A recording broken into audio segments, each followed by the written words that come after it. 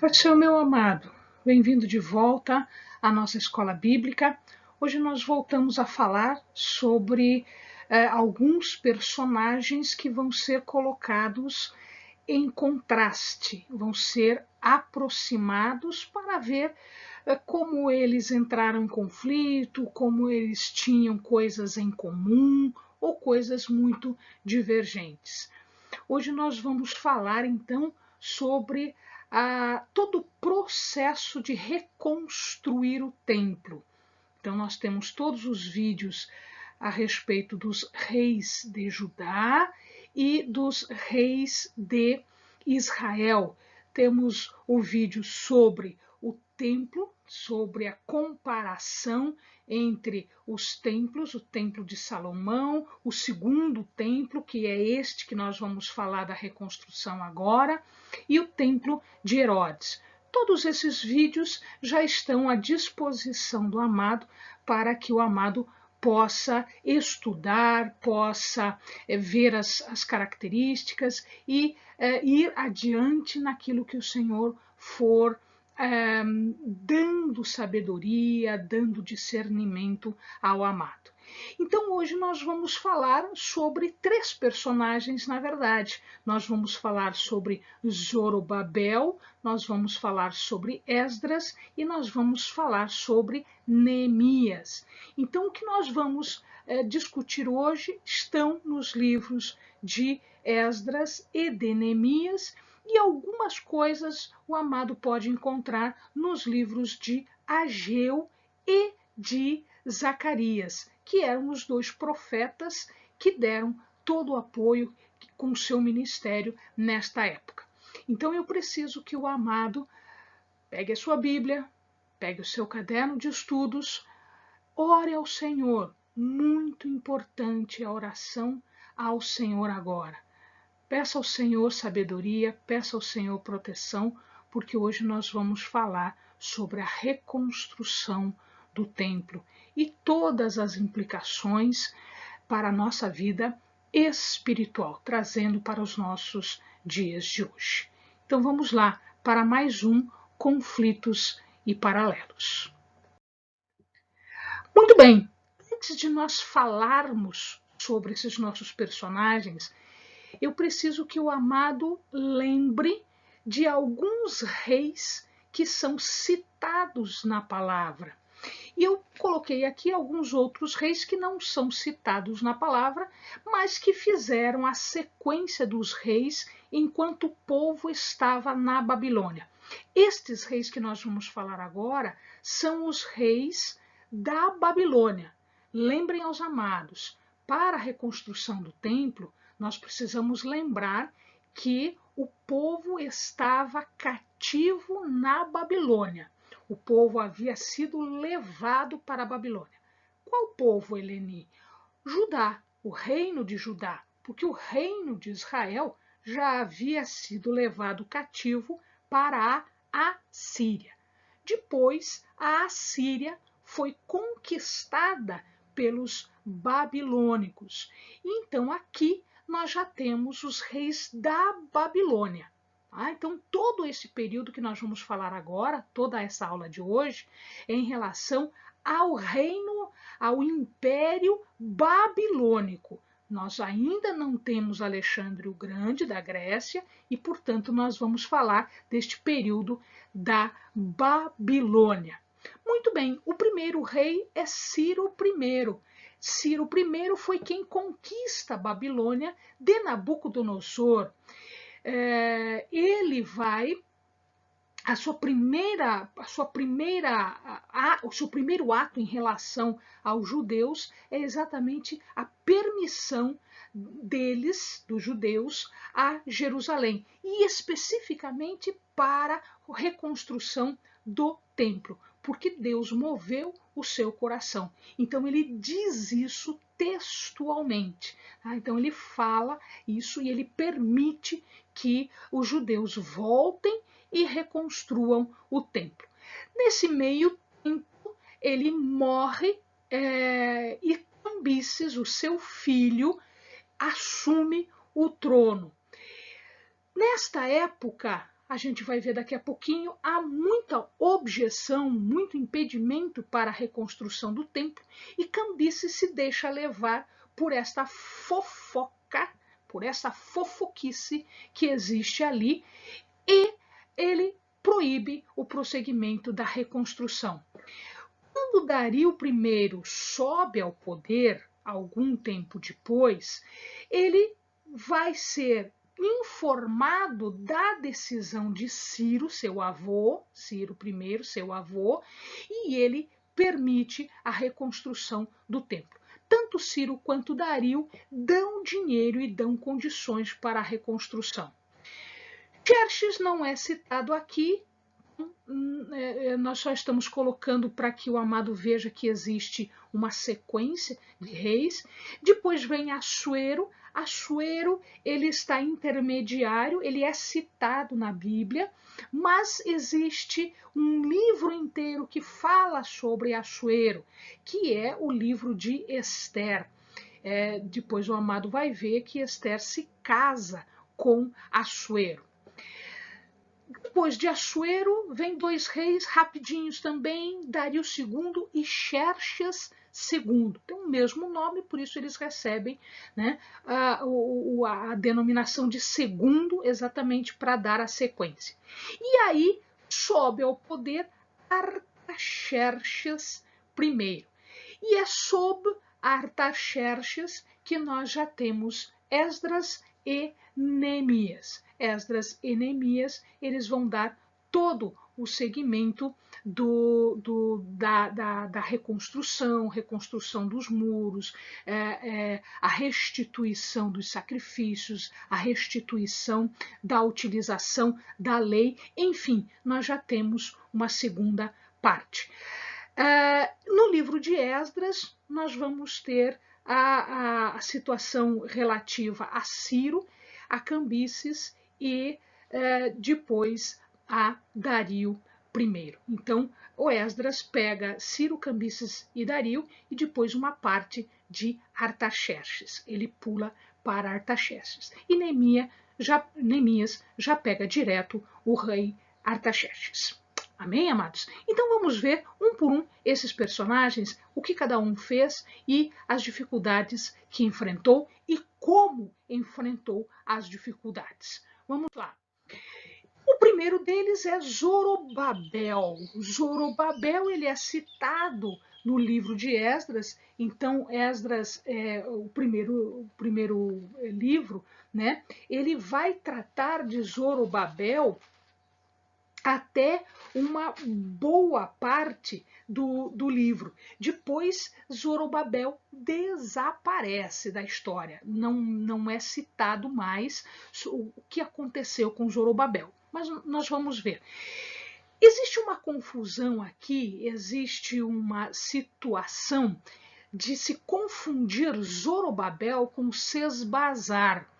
Por isso que eu coloquei ali um pontinho de interrogação. Alguns estudiosos dizem que Zorobabel é o mesmo Sesbazar. Porque em parte do livro ele diz que Sesbazar é o governante, parte do livro diz que Zorobabel é o governante. Entretanto, alguns dizem o seguinte: não, eram duas pessoas diferentes e que provavelmente Sesbazar, no desenrolar da história, Sesbazar morre e Zorobabel assume a sua posição de governante. Então vejamos lá, Zorobabel vem do babilônico, do acádico, né, que é a origem do nome dele. Ele não tem um nome hebraico, ele tem um nome acádico, ele tem um nome babilônico. O nome dele é Serubabile, que daí foi traduzido, ele é dito como Zorobabel. Então, Serubabile é o mesmo que Zorobabel. Um está escrito na forma acádica, na forma babilônica, e o outro está traduzido. Né? Zorobabel, ou Serubabile, quer dizer progenie da Babilônia. Por que progênie da Babilônia, Eleni? Porque ele nasceu na Babilônia, ele já é filho da Babilônia. Então ele já tem, inclusive, um nome babilônico. E Sesbazar é Sesbazar mesmo, que quer dizer Shamash, protege o rei. Shamash, o amado já sabe, nós já falamos sobre esse deus babilônico, é um deus babilônico, portanto, então ele está aqui colocado no nome de Sesbazar, né, dizendo que este deus, que é um dos principais deuses babilônicos, protege o rei. Essa também é uma das explicações pelas quais se diz que Zorobabel é uma pessoa e Sesbazar é outra pessoa. Porque não é raro que uma mesma pessoa tenha dois nomes. Inclusive, quando os hebreus foram cativos para a Babilônia, lá eles receberam nomes babilônicos. Então não era raro mudar o nome de uma pessoa, ou então ele ter dois nomes compostos, e às vezes é chamado por um nome, às vezes é chamado por outro nome. Então alguns estudiosos dizem que não poderia ser a mesma pessoa, porque tanto Zorobabel, quanto Sesbazar são nomes babilônicos. Então não houve mudança de nome aqui. E aí os babilônicos não tinham esse costume de dar dois nomes diferentes para a mesma pessoa, a não ser que elas tivessem um nome igual e depois algum outro rei, alguma outra pessoa, então eles davam um outro nome para fazer essa diferenciação. Dario foi assim, Artaxerxes foi assim, Xerxes foi assim. Então, ele tinha o primeiro nome semelhante ao nome de um rei anterior e depois ele tinha um segundo nome. Não é o que acontece aqui, porque tanto Zorobabel quanto Sesbazar não tinham esta importância para os babilônicos. E como os nomes são babilônicos, a probabilidade é que eram duas pessoas diferentes. Então, em Esdras, o amado vai encontrar o nome Zorobabel e o amado vai encontrar o nome Sesbazar. Mas a proeminência é para Zorobabel. É ele o personagem mais citado, mais comentado em Esdras. Muito bem, então vamos ver quem é a Zorobabel. Zorobabel, diz a palavra que ele é filho de Sealtiel. Sealtiel é da tribo de Judá. Só que se o amado for observar, numa outra passagem bíblica está escrito que ele era filho de Pedaías. Quem é Pedaías? Pedaías é irmão de Sealtiel. Ora, ou ele é filho de Sealtiel ou ele é filho de Pedaías. Como é que eu consigo agora entender estas duas passagens que parecem entrar em conflito? A explicação mais lógica, a explicação mais satisfatória para isso é que ele é filho de Sealtiel. Mas é um filho de Sealtiel por quê? Porque Pedaías, irmão de Sealtiel, ele acaba se casando com a viúva de Sealtiel.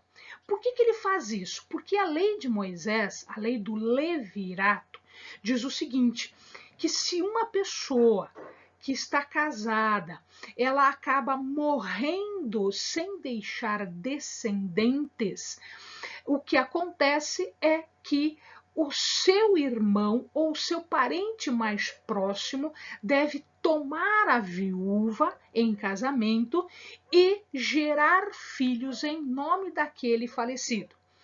Então, duas coisas podem ter acontecido. Pode ser que Sealtiel já tivesse gerado Zorobabel, ou pode ser que ele tenha morrido antes de gerar Zorobabel. E aí Pedaías casa-se com a viúva do seu irmão, conforme a lei determinava, e o primeiro filho que ele tivesse com esta viúva não seria considerado dele, mas seria herdeiro de Sealtiel, do morto. Então, a explicação mais lógica para essa situação de ter dois pais citados na Bíblia seria essa circunstância. Então, alguns poderiam dizer que ele era filho biológico de Pedaías, mas ele era filho herdeiro de Sealtiel, segundo a lei mosaica.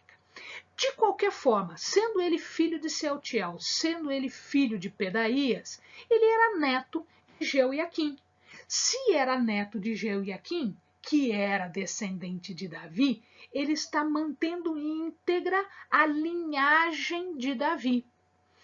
Esta linhagem não se quebrou no exílio. Quando eles foram para a Babilônia, né, Sealtiel ou Pedaías, que eram descendentes de Jeoiaquim, tiveram, portanto, filhos, e este filho, Zorobabel, manteve íntegra a linhagem de Davi até que ela chegasse a Jesus, porque Zorobabel é antecessor de Jesus. Ele é, portanto, um ancestral de Jesus. E Sesbazar? Bom, Sesbazar, alguns estudiosos dizem que ele também era filho de Jeoiaquim, portanto, um dos irmãos de Sealtiel, Pedaías, alguma coisa assim. Ele era, portanto, também da linhagem real. Isso faz sentido que ele tenha sido nomeado governador, porque a palavra diz que eles são nomeados governadores. Por que faz sentido, Eleni? Porque a palavra diz que ele era considerado príncipe de Judá. Como ele era príncipe de Judá, era lógico que o rei da Babilônia o nomeasse governador de Judá, ou seja, governador daquela parte ali, Jerusalém e vizinhanças, para a reconstrução do templo, para a reconstrução da cidade. Porque o rei, então, estava dando um cargo para quem tivesse linhagem real. Como ele desaparece da história, num determinado momento ele desaparece, muito provavelmente o que acontece é que ele é substituído por Zorobabel nesta posição de governador, uma vez que tenha morrido. Então, portanto, o herdeiro desta posição, o herdeiro natural desta posição, seria Zorobabel. Muito bem, o que acontece aqui? Zorobabel, ele faz parte do que a gente chama de primeira expedição que retornou a Jerusalém. Então, da mesma forma que os cativos foram levados em partes, então, pedaços desta população foram levadas em cativeiro, quando eles retornaram, eles também não retornaram todos. Mesmo porque muitos desses judeus estavam numa posição muito cômoda na Babilônia. Eles estavam muito bem. Economicamente, socialmente, eles acharam uma posição para eles e eles não iam largar esta posição num local muito mais desenvolvido, com muito mais oportunidades, não iam largar isso para voltar para Jerusalém, que estava toda destruída, não economicamente fraca, economicamente dependente, socialmente dependente, então eles não iriam voltar.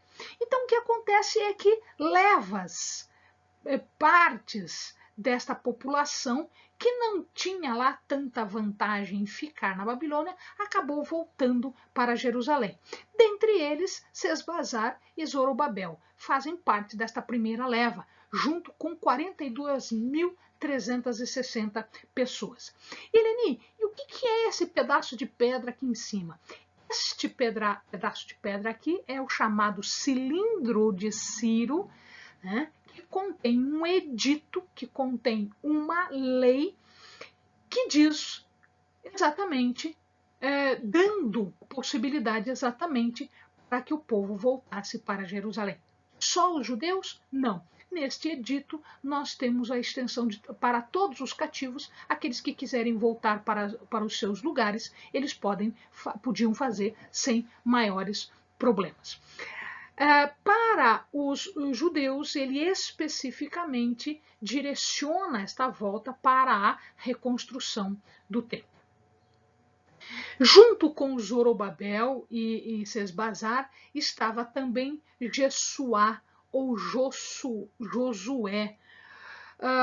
Este era o sumo sacerdote, porque a linhagem sacerdotal, principalmente do sumo sacerdote, né, não só dos levitas, mas a linhagem sacerdotal do sumo sacerdote também ficou íntegra na Babilônia. Não houve quebra dessa linhagem. E Jessuá era o herdeiro, era o sumo sacerdote da linhagem sacerdotal correta, vinda de Arão.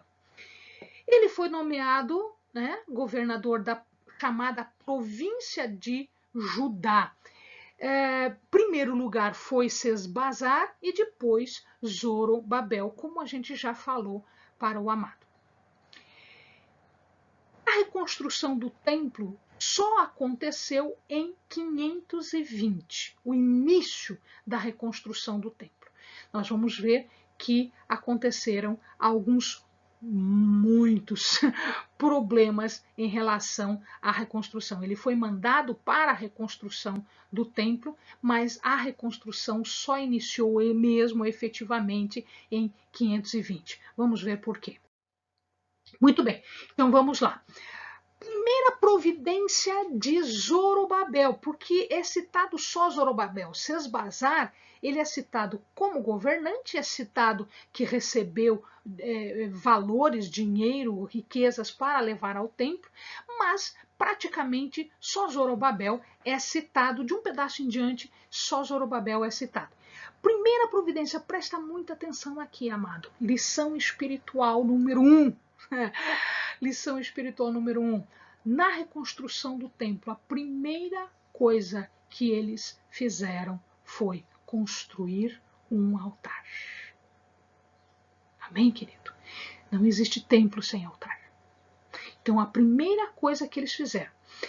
Irene, mas eles tiveram que arrumar as paredes? Não, meu querido, não existia parede nenhuma. Não existia nem mesmo fundação, eles tiveram que fazer tudo de novo, porque os babilônicos, né, simplesmente destruíram tudo. Nabucodonosor destruiu absolutamente tudo. Então, existiu o local ainda, óbvio, tá? Há pedras jogadas por tudo quanto é canto, e ali eles erigiram um altar. Então, a primeira coisa para adoração ao Senhor é construir um altar. Segunda coisa é restaurar os sacrifícios. Então, foi isso que ele fez. Isso é muito importante para nós. Primeiro, o altar do nosso coração, porque hoje nós não fazemos mais altares de pedra, nós fazemos altares no nosso coração. E depois, restaurar os sacrifícios, restaurar tudo aquilo que era lei entre os judeus, e a gente já explicou isso. Se o amado não lembra, nós temos um videozinho, vai lá, ofertas e sacrifícios, eu explico como isto é hoje, não é mais matar um animal, naquela época era, então eles restauraram os sacrifícios, mas com aquele objetivo de render graças, de render honras, de adorar, de dar graças e honras a Deus. Então, segunda coisa, depois de construir um altar, então restaurar os sacrifícios. Daí, o que a gente tem que fazer? Fazer a fundação do prédio. Foi isso que ele começou a fazer, foi isso que ele iniciou a fazer. Então, ele fez o altar, ele restaurou os sacrifícios, ele começou a sacrificar a Deus, e aí ele começou a fazer uma fundação do prédio. E nós podemos entender para os nossos dias de hoje essa fundação do prédio como o nosso alicerce, fundamentar na palavra de Deus, nos mandamentos, nas lições que Deus nos dá.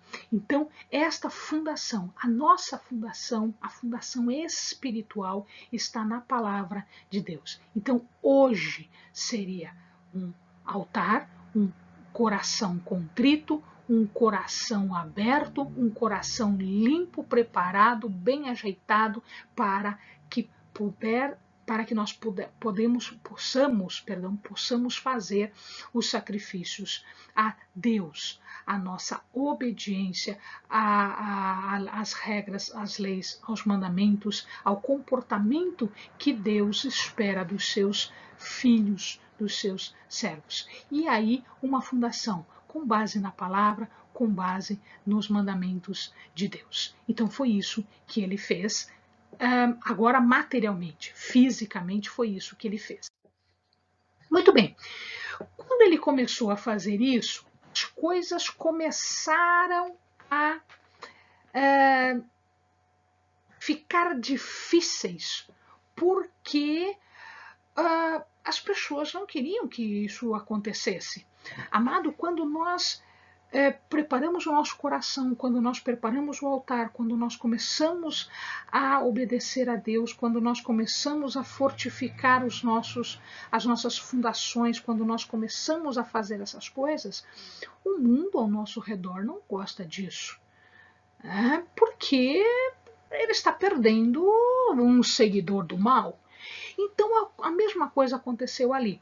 A primeira situação que acontece é que, quando os samaritanos ficaram sabendo disso, quem são os samaritanos? Lembra disso aí. Se o seu amado não lembra, volta um pouquinho ali, o amado vai ver que nós temos alguns vídeos que falam sobre isso. A Samaria, quando era a capital de Israel, a Samaria era a capital do reino de Israel. Quando a Samaria foi tomada pelos assírios, o povo foi levado cativo para Nínive. E a cidade, para não ficar vazia, ela foi povoada por um outro povo. Então, o que os assírios fizeram? Trouxeram pessoas de um outro lugar, que também estavam sendo conquistadas, para junto de Samaria. E houve aquela mistura de gente. Alguns israelitas que ainda ficaram ali se misturavam com outros povos e, em verdade, eles, quando era conveniente, eles diziam que eram do povo de Deus. Quando não era conveniente, eles diziam que não tinham nada a ver com o povo de Deus. Quando começa a reconstrução, eles vão conversar com Zorobabel e eles dizem que eles querem ajudar a construir. Só que, quando você constrói o templo para Deus, isto é um ato, isto é uma atividade, isto é um serviço santo, porque o prédio é santo.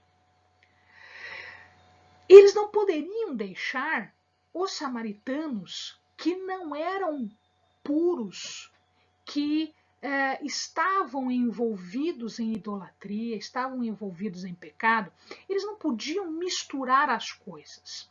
O que é santo é santo. Então eu não vou deixar a minha formação espiritual ser feita por alguém que não tenha formação espiritual.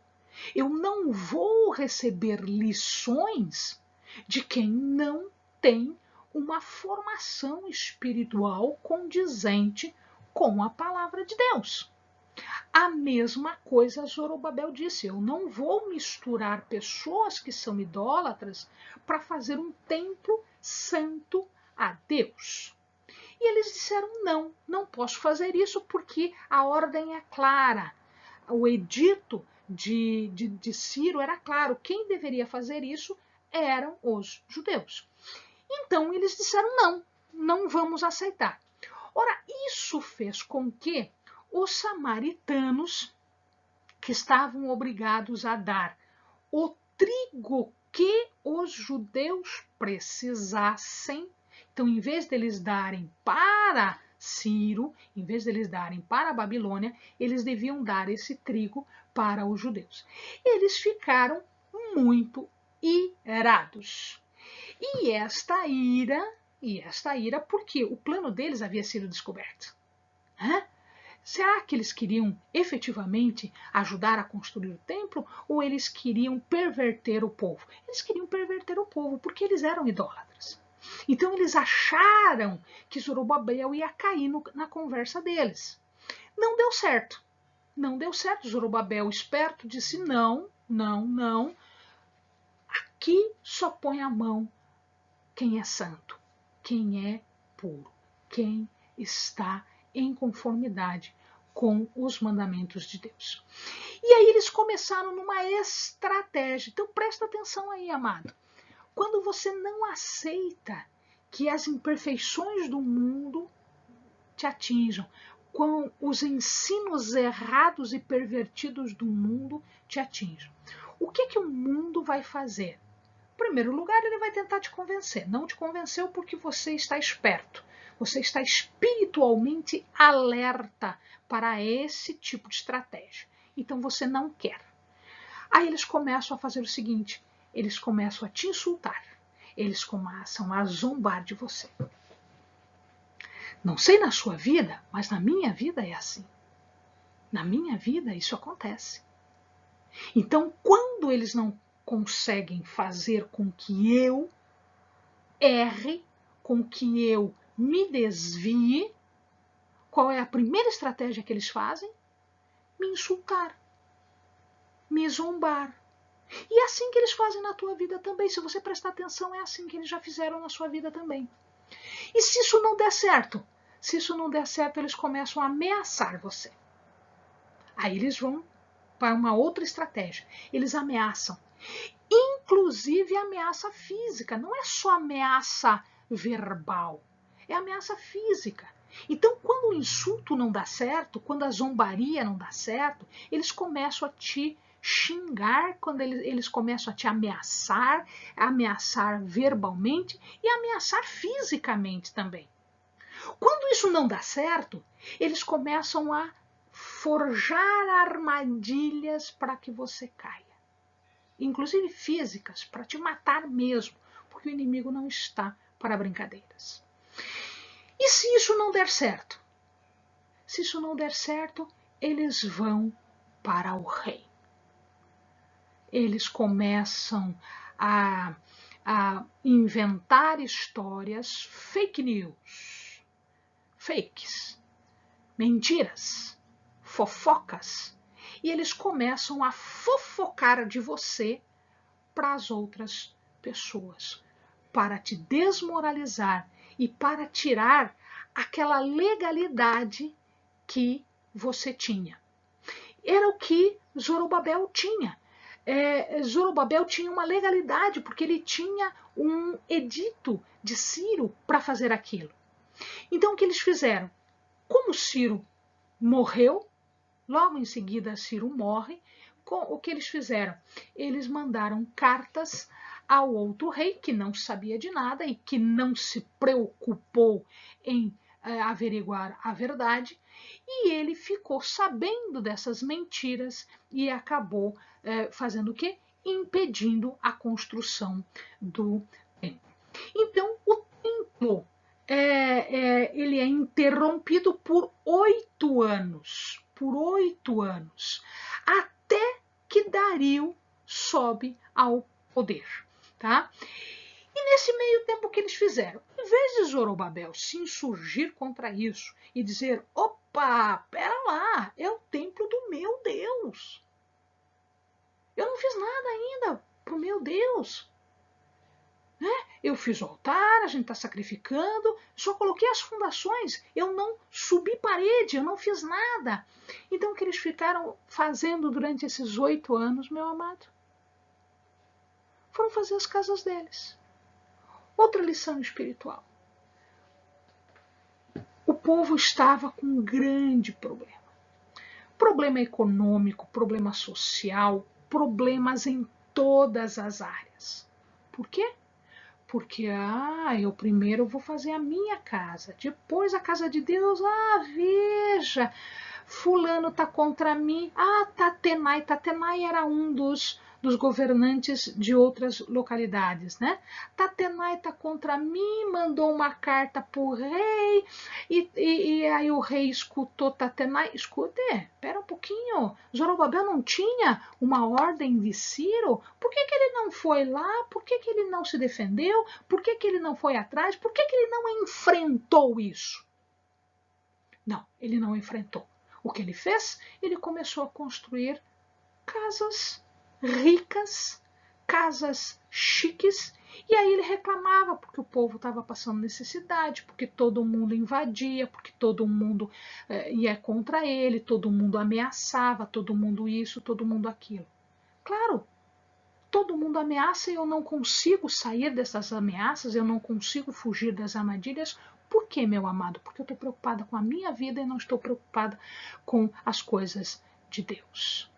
Então eu enfrento a dificuldade da minha vida e eu fico choramingando as dificuldades da minha vida e fico construindo casa chique para mim e não ergo uma parede para Deus. Isto fez com que 2 profetas fossem levantados. E aqui a gente vai ver, no livro de Ageu e no livro de Zacarias, eles iniciam o seu ministério, e eles iniciam o seu ministério primeiro chamando a atenção de Zacarias, de Zorobabel. Opa, moço, pera lá, então você está preocupado com as tuas coisas e fica reclamando de Deus, mas não vai fazer nada para Deus? Você não tinha uma ordem para fazer isso? Você não tinha uma missão para fazer isso? Ah, mas dificuldade. Então, na primeira dificuldade, na primeira objeção, na primeira coisa que acontece, eu já não posso mais fazer nada porque estão contra mim. Vai atrás, corre, rasga as roupas, se enche de cinza, vai orar, vai jejuar. Zorobabel fez isso? Não, Zorobabel não fez isso, meu amado. Zorobabel sucumbiu. Zorobabel se deixou levar, não por aquilo que Deus determinava, mas por aquilo que as outras pessoas, né, não. Ageu e Zacarias tiveram que se levantar e tiveram que dizer, Deus está falando isso aqui, Deus está puxando a orelha, Deus está sacudindo de novo. Olha lá. Então, depois disso, eles retomam a reforma.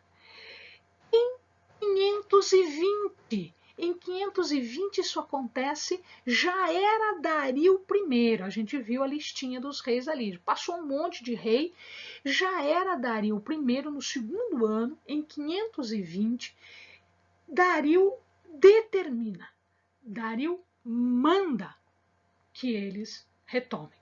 Por quê? Porque Zorobabel, sacudido por Ageu e Zacarias, aí manda uma carta para o rei, e aí o rei efetivamente olha lá, não, mas espera lá, Ciro já não tinha mandado fazer, então vai fazer o que tem que fazer. E aí termina-se o tempo em 515 a.C. Olha que coisa interessante aqui, meu querido. Na dedicação do templo, quando a palavra diz que foi terminado e consagrado o templo, a gente já está no capítulo 6, né? Na metade do capítulo 6 de Esdras.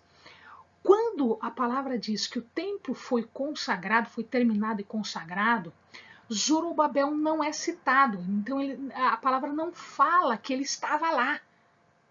Mas ele não era governador? Onde estava Zorobabel?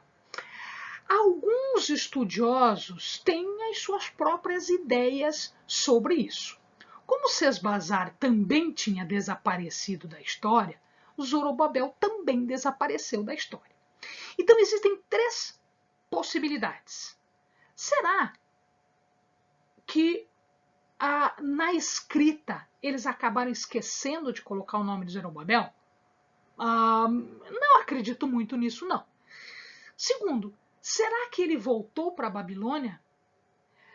Aí ele não iria deixar de consagrar o templo, né? Se ele fosse voltar para a Babilônia, ele provavelmente voltaria depois de consagrar. Consagrava o templo e ele voltava para a Babilônia, já tinha terminado o que ele tinha que fazer, podia voltar, porque às vezes o rei exigia isso. Não acredito que isso também tenha acontecido. Talvez a hipótese mais correta é que ele morreu. Ele morreu. Ele não viu o templo ser terminado e consagrado. Tá? E como Sesbazar também desapareceu sem que ninguém dissesse nada, Zorobabel também desaparece sem que ninguém diga nada do seu final. Então ficam as três hipóteses aí. Ou foi um descuido na hora de escrever, ou ele estava na Babilônia, ou ele havia morrido e não foi digno nem de ser citado como morto. Muito bem, depois disso aparece Esdras. No livro de Esdras, já no finalzinho, já vai aparecer Esdras. Esdras aparece aqui e vai aparecer eventualmente também no livro de Neemias. Esdras é uma abreviação, alguns autores acham que é uma abreviação do nome Azarias, que quer dizer ajuda. Então, Esdras ajuda, ou Azarias, Deus ajuda, no sentido de Deus do nosso Deus, e Yahvé ajuda. Né? Como não tem a notação de Yahvé, nós entendemos que é Deus que está ajudando. Portanto, essa ajuda vem de Deus. Ele é filho de Seraías. Quem era Seraías? Seraías é neto de Ilquias. Ilquias, sacerdote, sumo sacerdote no tempo de Josias. Portanto, ele era da linhagem sacerdotal. Ele estava na Babilônia, né? Mas ele era o herdeiro natural, ele era da linhagem sacerdotal, sumo sacerdote, a linhagem correta. E, portanto, ele vem para Jerusalém. Ele estava residente na Babilônia, né? O que ele era na Babilônia? Ele era um escriba. A palavra escriba pode significar, e aqui ela tem esse significado, de ser um secretário. Então, escriba era aquela pessoa cuja função era escrever. Ele escrevia o que o rei determinasse dentro das funções de escrever. Então, ele era um oficial, ele era um secretário da corte persa, da corte babilônica, né? Porque eles eram babilônicos, a gente chama babilônicos, mas a origem deles era persa. Ele era, em verdade, o quê? Um secretário do rei, mais para conselheiro. Como ele era judeu e a Babilônia ela congregava várias nações que haviam sido dominadas na guerra, formando o Império Babilônico, existiam secretários especiais que entendiam daquele povo do qual eles eram originados. Então, aqui Esdras era esse conselheiro para todos os assuntos relativos aos judeus. Então, era ele que aconselhava o rei. Quem era o rei? O rei já era Artaxerxes. Qual Artaxerxes? O primeiro Artaxerxes. Tá? Então, esse rei, no 7º ano, houve por bem, então, mandar Esdras para ser sumo sacerdote em Jerusalém. Então, os outros sumos sacerdotes já haviam morrido, era a vez, estava, portanto, na sequência do sumo sacerdócio para Esdras.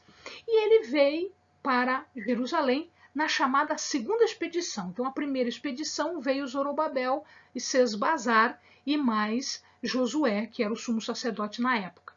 Agora, na segunda expedição, ele vem junto com 1754 pessoas, a Bíblia é muito específica, diz aproximadamente, diz 1754. E ele dá o nome.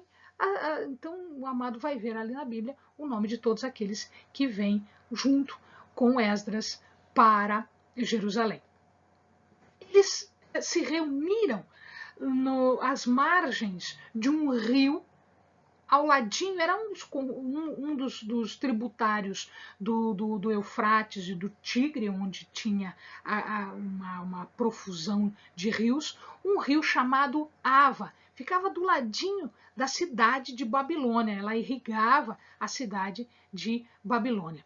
Ele reúne todas as pessoas ali, ele dá um tempo para as pessoas chegarem, 2, 3 dias para as pessoas chegarem, as que queriam voltar para Jerusalém. Veja que já são só 1.700, né? Do outro nós tivemos muito mais gente. Agora, 1.700 pessoas, um pouco mais, que vêm e que fazem então um jejum, uma oração, uma consagração para empreender a viagem para Jerusalém.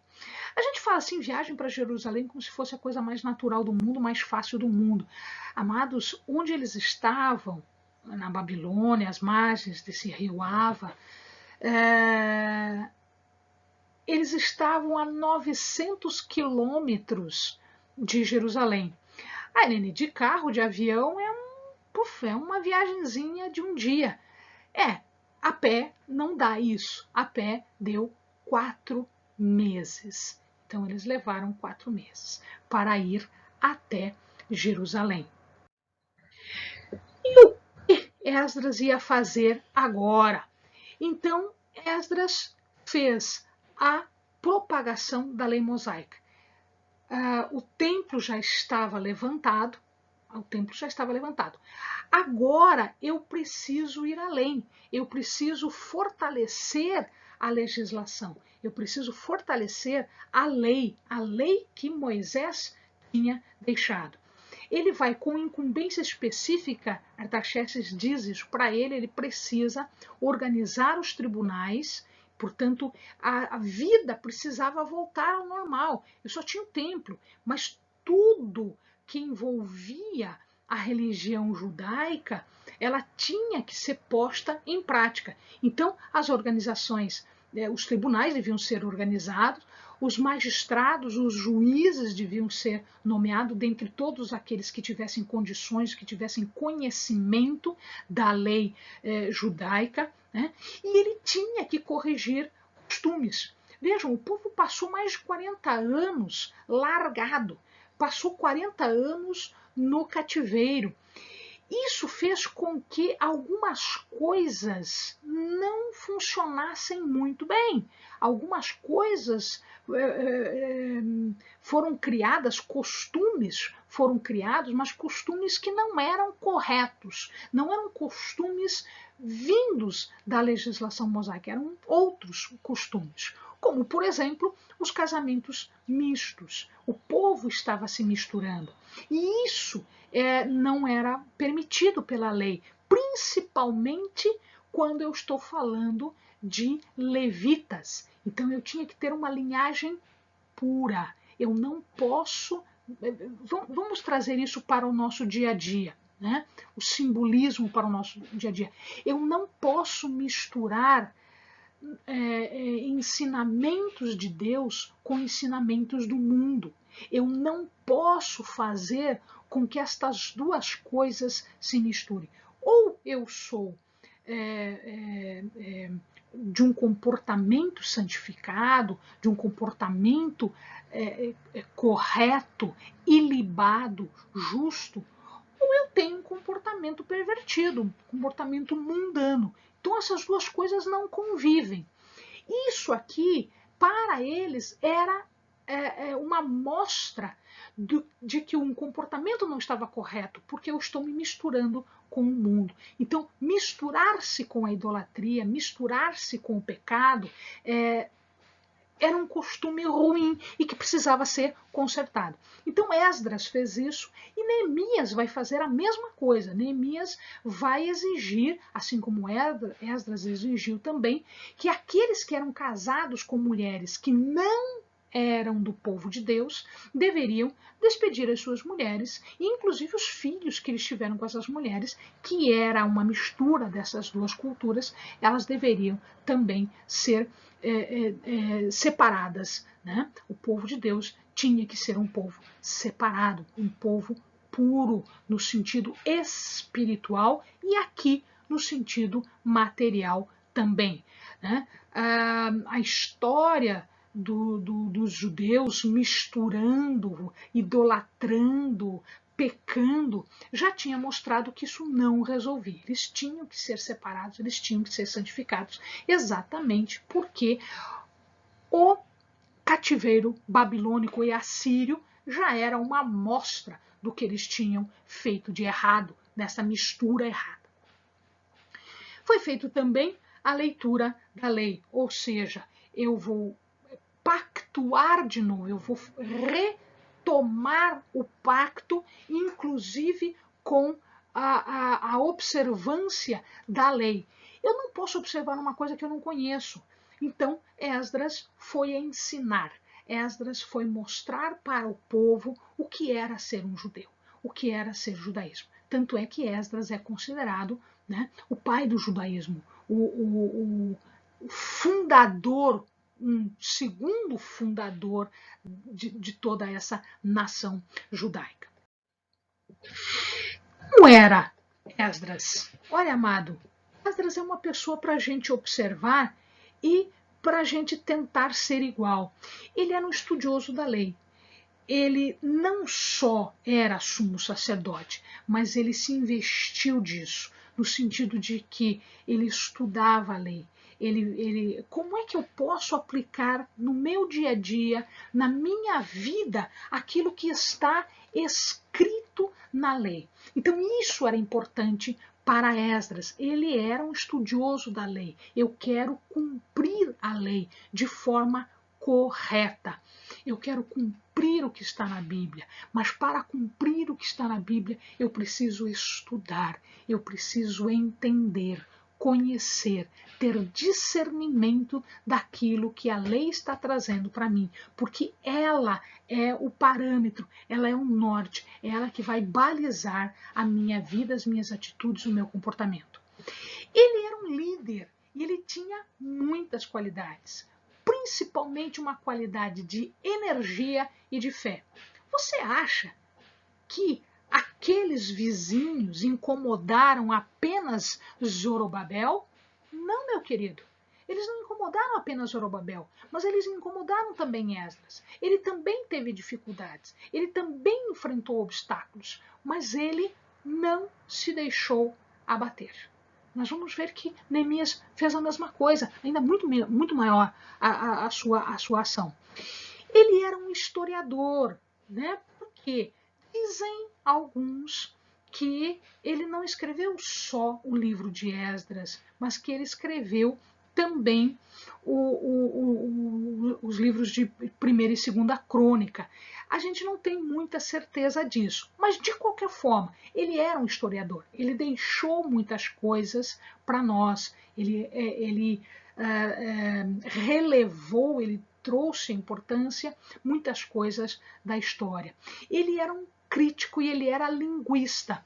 Algumas pessoas acham, vejam, ele era escriba, ele sabia escrever muito bem. Ele era um escriba na principal cidade, na cidade mais importante do mundo naquela época. Então ele sabia escrever muito bem, ele conhecia a história, ele conhecia criticamente as coisas. Dizem até que ele é o responsável pela forma da escrita do hebraico como a gente conhece o hebraico agora. Então dizem que foi ele que iniciou essa forma de escrever, né, que hoje a gente reconhece como hebraico. Isto é um dos posicionamentos. Não estou dizendo aqui efetivamente que sim ou que não. Estou apenas trazendo para os amados uma posição de alguns estudiosos. Ele era determinado, ele era perseverante e ele firmou um ensino aprofundado nas pessoas. Por que, meu querido? Porque logo em seguida o Império Babilônico vai cair. Ele vai cair sob Alexandre o Grande, que era grego. E este Alexandre o Grande, ele tinha para ele que a coisa mais importante do mundo era levar a cultura grega para todas as partes do mundo, o que efetivamente aconteceu. Na época de Jesus, já era Roma, já era o Império Romano, mas o grego era a língua oficial. Era a língua oficial. Assim como nesta época o aramaico era a língua oficial, na época seguinte o grego foi a língua oficial. Esse helenismo que está escrito aqui é a cultura grega. Eles chamavam isso de cultura helenística. Era o helenismo que estava sendo espalhado para o mundo, principalmente a escrita grega e os costumes gregos, que espalharam para o mundo inteiro. Mundo inteiro foi assim. Então, quando ele foi para Jerusalém, ele firmou a cultura judaica, o judaísmo. E quando o helenismo chegou, eles já estavam muito cientes da sua cultura, do seu posicionamento no mundo e, portanto, a maioria deles rejeita o helenismo. E eles continuam na cultura judaica. Tá? Então, essa é uma grande importância em relação a Esdras. Muito bem.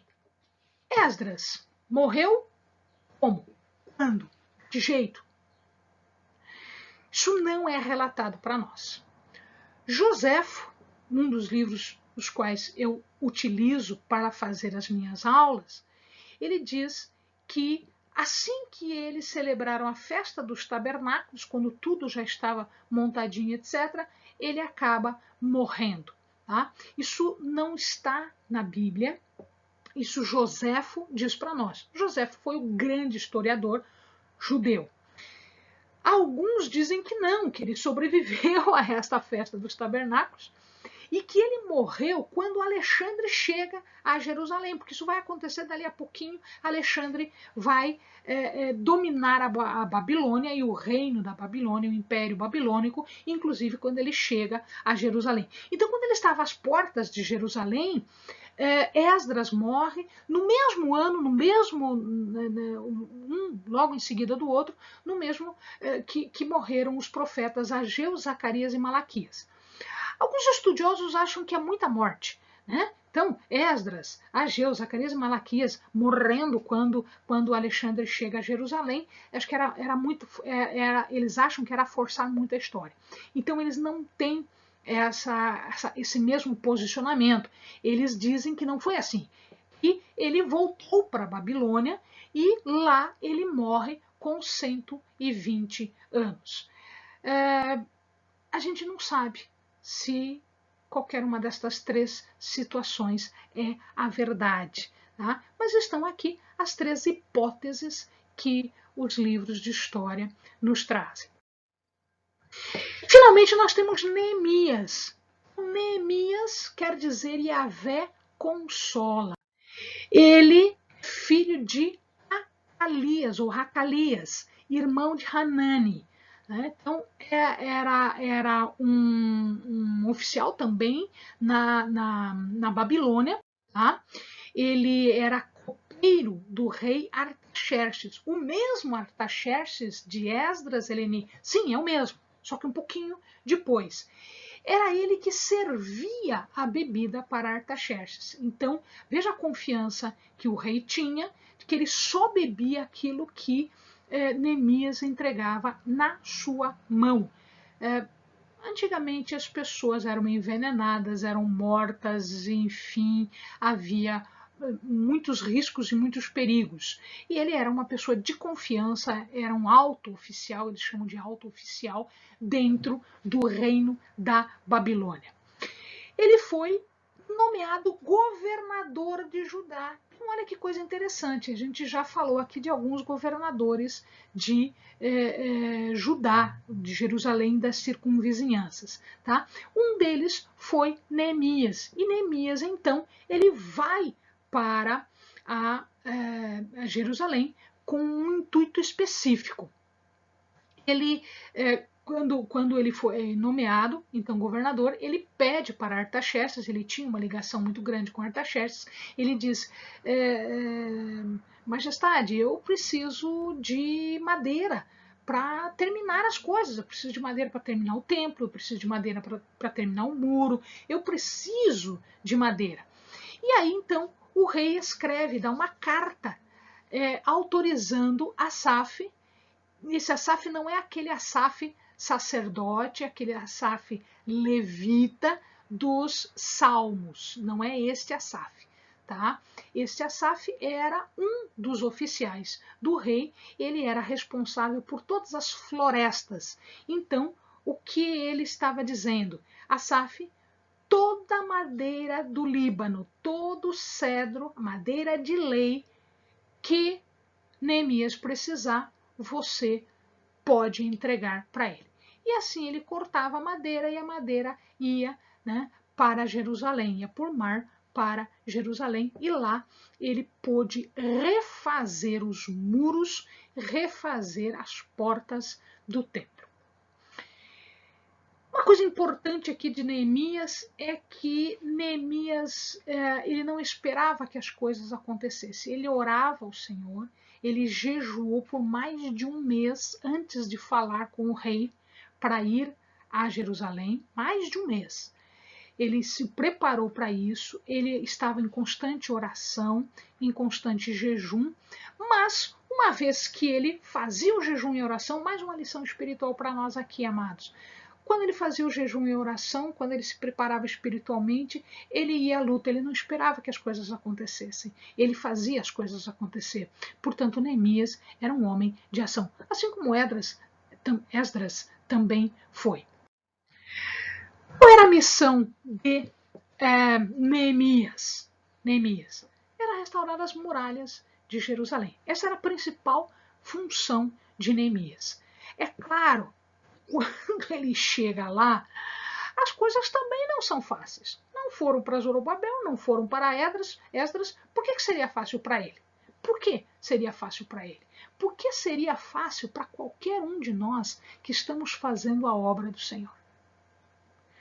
Por que nós enfrentamos o que enfrentamos quando fazemos a obra do Senhor? Por que eu enfrento o que eu enfrento fazendo estes vídeos para os amados? Por que seria diferente para mim se não foi diferente para eles? É a mesma oposição, porque o inimigo é o mesmo. O inimigo, ele vai reagir àquilo que nós estamos fazendo para o reino de Deus, porque não é do interesse dele que a gente faça isso. Então ele enfrentou uma oposição de Sanbalat. Sanbalat vai aparecer depois, numa outra circunstância, ele era samaritano.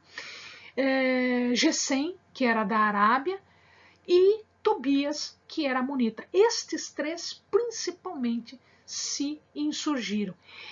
De tal maneira eles se insurgiram, com toda aquela estratégia de insulto, de ameaça, de armadilhas, de violência física. Eles mataram várias pessoas. O que eles podiam fazer armadilhas e pegar, eles matavam. Isso era tão dia a dia deles, que Neemias fala que eles precisavam trabalhar armados. Amados,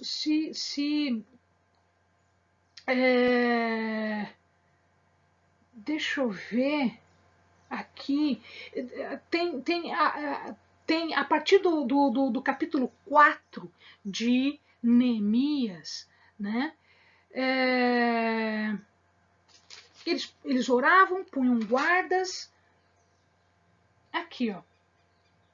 Olha aqui. 17, 4:17. Os carregadores que levavam as cargas, cada um com uma das mãos fazia a obra e com a outra segurava uma arma. E os edificadores, cada um trazia a sua espada à cinta e assim edificavam. Mas o que tocava a trombeta estava junto de mim. É o profeta, né, que toca a trombeta. É aquele que diz, opa, tá vindo. Amados, se você não fizer a obra de Deus com a espada na mão, o inimigo te traga. Se você não fizer a obra orando, jejuando, revestido da armadura de Cristo, com as armas que estão descritas lá no Novo Testamento, as armas de proteção, o inimigo te traga. Então aqui eles trabalhavam armados, como nós fazemos hoje. Nós estamos armados de jejum, de oração, do capacete, da couraça, do escudo, do cinto, das sandálias, da espada. Nós estamos armados.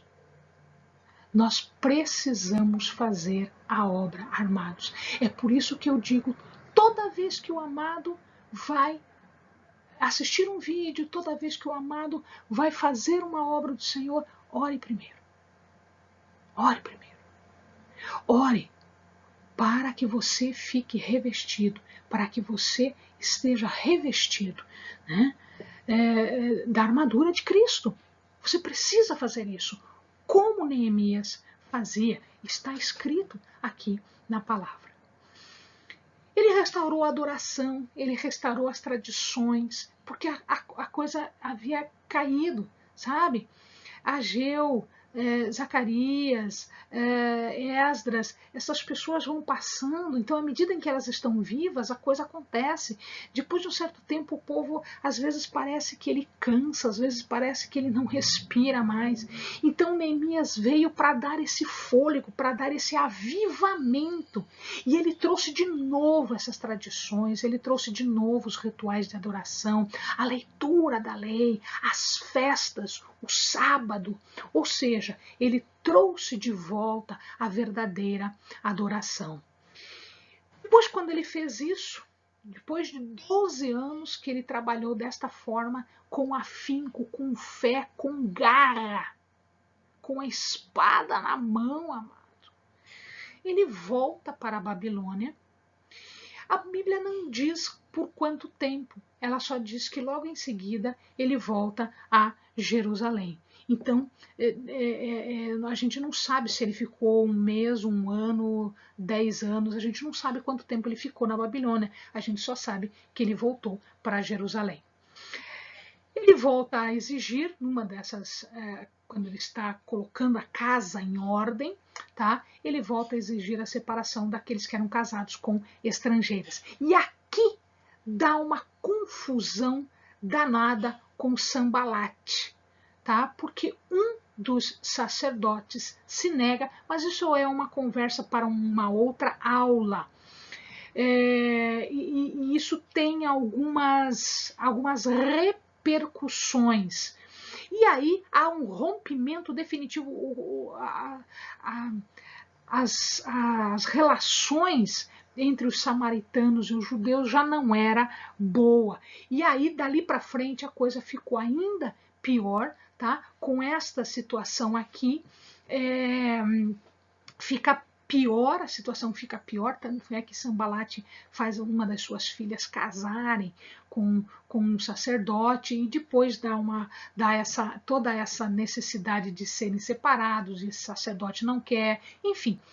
Ocorre a ruptura definitiva entre os samaritanos e os judeus. Tanto é que na época de Jesus, né, havia toda esse ódio entre os dois, né? Então, quando Jesus foi falar com a samaritana, deu aquela repercussão.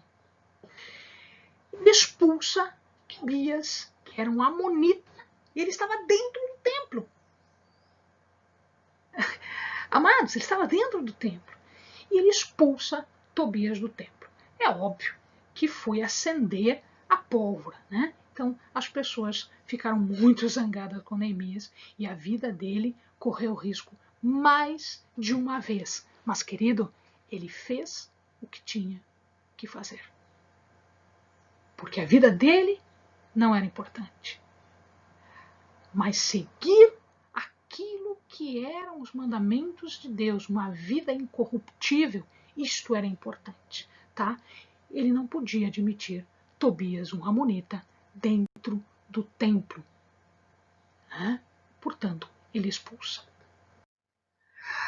Meu querido, só para que vocês vejam, este é um muro, ele foi para construir, para refazer o muro. Esses são os muros. Esses são os muros aqui. E se o amado observar, existem algumas portas que são citadas no livro. Quem fez o quê, quais as portas. Então eu tenho aqui a porta do peixe, ficava aqui, ó. A porta das ovelhas, fica aqui. A porta da guarda, logo em seguida. A porta dourada, grande porta dourada, ficava aqui. A porta dos cavalos, aqui. A porta do vale, aqui. A porta das águas, é essa daqui. Depois, mais para baixo, a porta forte aqui, né? E assim sucessivamente, tá? A porta do monturo ficava aqui, depois ele subia e vinha a porta de Efraim e a porta velha. Aqui nós temos, amados, as portas, os muros e as torres que foram refeitas, que foram reconstruídas por Neemias. O que é construir muralhas? Meu querido, você precisa, espiritualmente agora, você precisa construir proteção em volta de você. Muralha aqui é o nosso Deus. Muralha aqui são os anjos que nós pedimos para que Deus poste ao nosso redor, porque Ele vai colocar, Ele vai postar anjos ao nosso redor. Então, quando você ora por proteção, você constrói muralhas, você reconstrói muralhas. Você pede para que Deus te cerque, para que Deus te proteja. Então, era isso materialmente e é isso espiritualmente para nós. Vamos fechar então? Nós temos muitas lições, eu separei as principais aqui. Primeiro, meu querido, Zorobabel começou bem. Ele começou fazendo o que era certo. Primeiro o altar, o sacrifício. Tá? Ele começou fazendo certo. Mas ele deixou de fazer as coisas. Ele passou a fazer as coisas para ele. Ele deixou que as pessoas se preocupassem com as suas coisas e não com as coisas de Deus. Ele se deixou abater pela oposição. E foi preciso que Ageu e Zacarias sacudissem Zorobabel para que eles pudessem retomar a construção do templo anos, mais de uma década depois, exatamente porque ele se deixou levar. Ah, coitado de mim, tem oposição, é melhor eu ficar quieto. Não, é melhor fazer o que Deus tem para fazer. Segunda lição importante, olha lá, primeiro o nosso altar, depois o sacrifício sobre o altar, depois o templo, que somos nós, depois os muros de proteção. Espiritualmente falando, meu amado, isso é muito importante. Os inimigos vão se levantar com você, contra você? Vão. Vão se levantar contra você, meu querido. Lógico que eles vão. Eles vão te xingar, eles vão zombar de você, eles vão te menosprezar, eles vão te humilhar. Essa é uma estratégia porque você está fazendo a coisa de Deus, porque você está fazendo as coisas de Deus, a obra de Deus. Se isso não funcionar, eles vão te ameaçar. Ou por palavras, ou fisicamente. Eles vão te ameaçar. Se isso não funcionar, eles vão armar para você. Eles vão colocar armadilhas no teu caminho. Eles vão tentar te atrair para armadilhas. E se isso não funcionar, eles vão espalhar coisas sobre você. Eles vão tentar ir ao teu chefe, às pessoas que têm uma certa autoridade e vão trazer fofocas, mentiras, armações contra você. Que estratégia você vai ter que usar? O jejum? A oração? O joelho diante de Deus? Porque é Deus que vai fazer a obra, como fez com Zorobabel, como fez com Esdras, como fez com Neemias. Meu querido, eu não posso me esconder. Eu não posso fugir. O que eu tenho que fazer? Eu tenho que trabalhar. Eu tenho que trabalhar e vigiar. Me revestir da armadura de Cristo e continuar, porque eu estou sob a proteção de Deus. Eu já jejuei, eu já orei, eu já coloquei diante de Deus a minha petição, a petição de proteção. Se os meus muros estiverem construídos, o meu altar, os sacrifícios que estão feitos ali, e o meu templo, eles estarão protegidos por Deus, porque como os montes à volta de Jerusalém, assim o Senhor à volta do seu povo.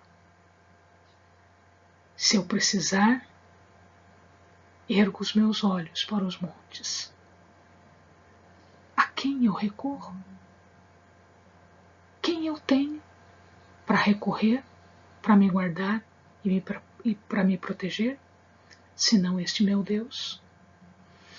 Não esqueça da armadura. Amados, não esqueça da armadura. Amém? Que o Senhor e o Espírito Santo possam falar mais profundamente ao seu coração. Que o amado, ao ler as Escrituras Sagradas, possa entender ainda mais do que aquilo que eu pude fazer nesse tempo que nós tivemos aqui. Mas o Espírito Santo, eu sei, pode falar mais profundamente ao teu coração. Peça discernimento, entendimento, conhecimento e sabedoria a Deus. Amém, meu querido. Fica com Deus. Bons estudos para você.